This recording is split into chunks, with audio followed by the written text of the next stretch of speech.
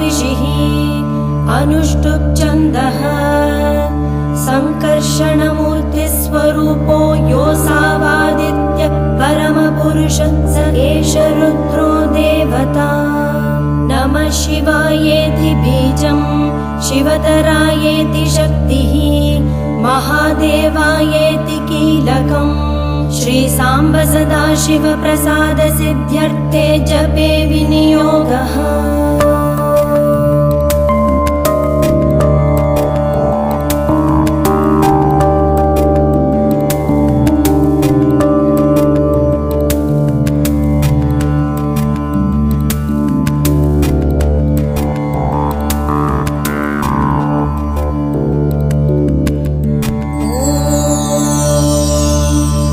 अग्निहोत्रात्मने अंगुष्ठाभ्यां नमः दर्शपूर्णमासात्मने तर्जनीभ्यां नमः चातुर्मास्यात्मने मध्यमाभ्यां नमः निरूढपशुबन्धात्मने अनामिकाभ्यां नमः ज्योतिष्ठोमात्मने कनिष्ठिकाभ्यां नमः सर्वकृत्वात्मने करतलकरपृष्ठाभ्यां नमः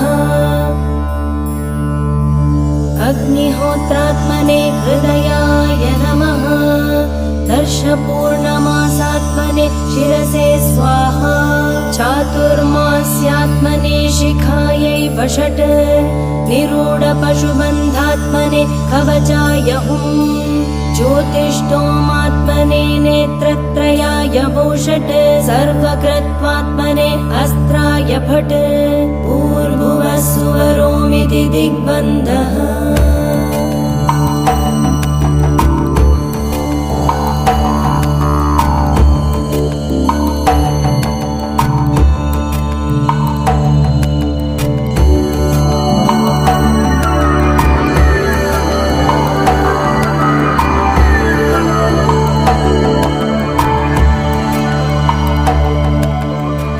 पातालनभस्थलान्तभुवन ब्रह्माण्डमाविस्फुरत् ज्योतिस्फाटिकलिङ्गमौलिविलसत् पूर्णेन्दुवान्तामृतैः हस्तोकाप्लुतमेकमीशमनिशं रुद्रानुवाकाञ्जपन् ध्यायेत् दीप्सितसिद्धये ध्रुवपदं विप्रोऽभिषिञ्चेत् शिवम्।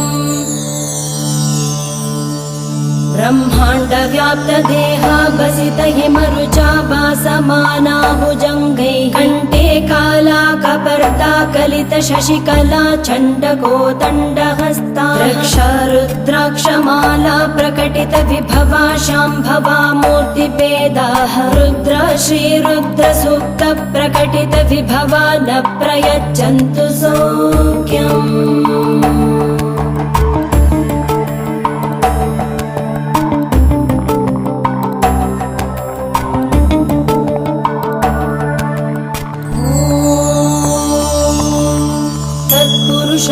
विद्महे सहस्राक्षमहादेवाय धीमहि तन्नो रुद्र प्रचोदयात्।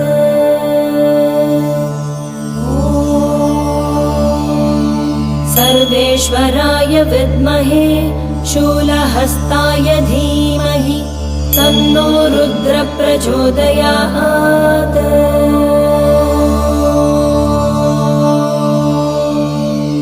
पुरुषस्य विद्महे सहस्राक्षस्य महादेवस्य धीमहि तन्नो रुद्र प्रचोदयात्।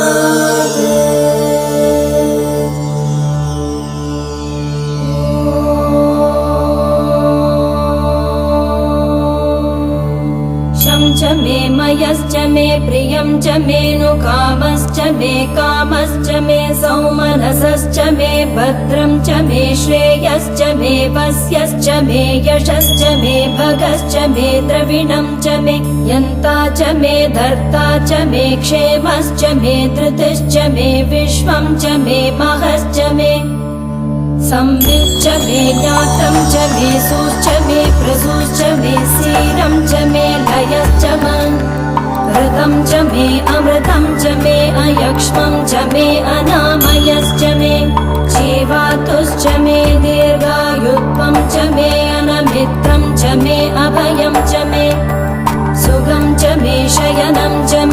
सुपूषा च मे सुदिनं च मे